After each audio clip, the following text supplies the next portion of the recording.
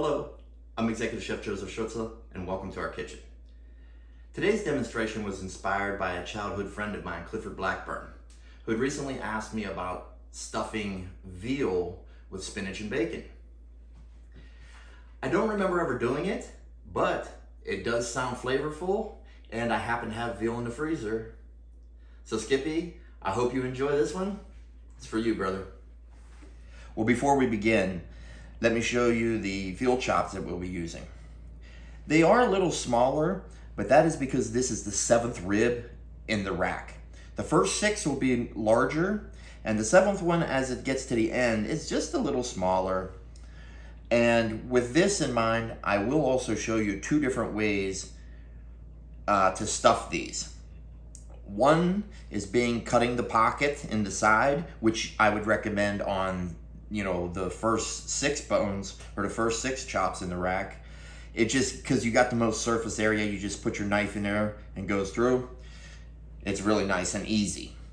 On the second one we're gonna do today, I'm actually gonna butterfly this and pound it like to make Milanese or a scallopini. And then we're gonna stuff it, roll it, and then tie it. We're also going to stuff these with a bacon, onion, and a cheese, a sheep's milk cheese from Italy called Cacio de Roma, which just means cheese from Rome.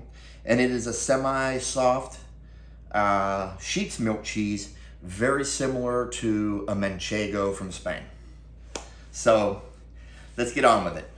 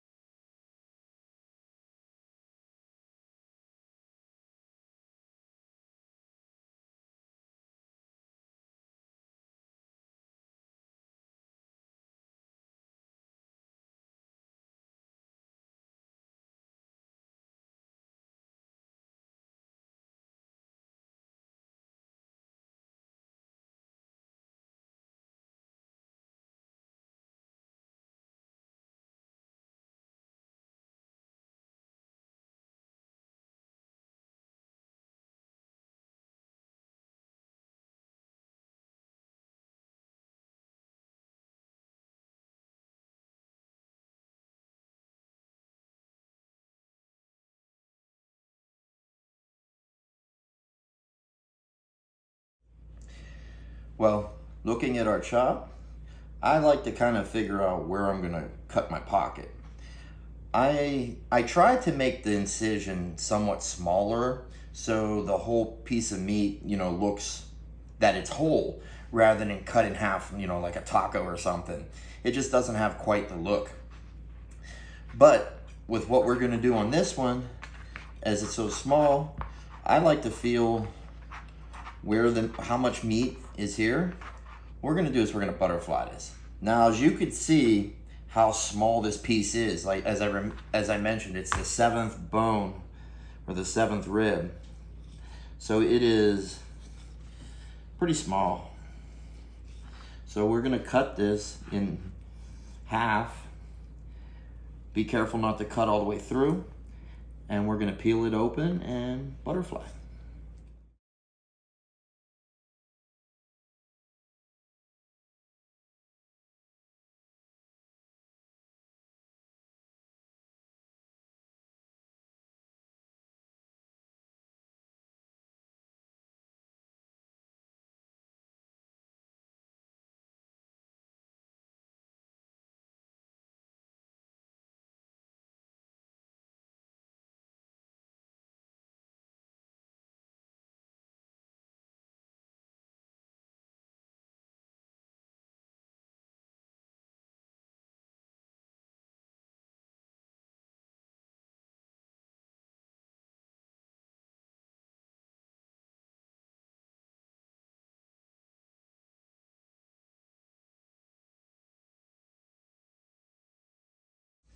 Well, here we are with our piece that we seared. It's cooled down now. And if you saw my video about searing and stuffing the airline chicken breast, same principle. I like to sear it first so I get more even coloring on it. And if you were to stuff this first, and as it fills it, it kind of rounds this. The shape of it will become more round, and it's very hard to get even searing. Pretty much it'll only sear into centers without you standing there and continuously turning it. And I'm not about to babysit it, so, and neither should you. You're gonna be busy. So let's go ahead and cut our pocket into here, like so. Cut a little more into here.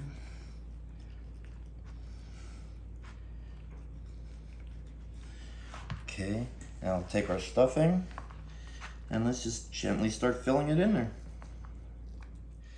Well, there you have the veal chop already stuffed, and now it's ready for the oven. I have the oven preheated at 375 degrees Fahrenheit, and I like to set this onto a sheet pan lined with a wire rack. Well, there you have a stuffed veal chop. I demonstrated how to do it by cutting the pocket and also with butterflying and tying it up. Butterflying and tying it up was very challenging for this piece because, as I mentioned earlier, it was a 7th rib and it's a lot smaller.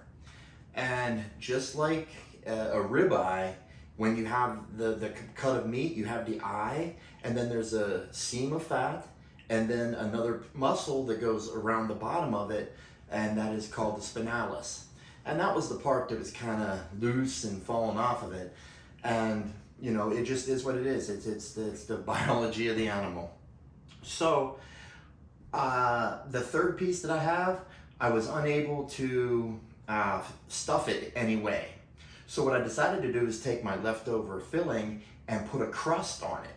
I seasoned the meat, I seared it, I brushed it with a little bit of Dijon mustard, and then took the stuffing and just pressed it on top and then roasted it with the other pieces. And that's another way to show you other options that you can do. Sometimes the meat, you know, will be poorly butchered or fabricated. Sometimes the meat is too small to do certain things. And, you know, sometimes it's perfect. You know, it's just, you got to be able to think fast on your feet and be able to recover. Well, that's all I have for you. Thank you very much for joining us. I hope you enjoyed it. I hope you try this at home. And if you've not done so, please subscribe. We'd love to have you part of the team and up to date with all of our latest videos. Hope you enjoyed, Skippy. Yod Vayet.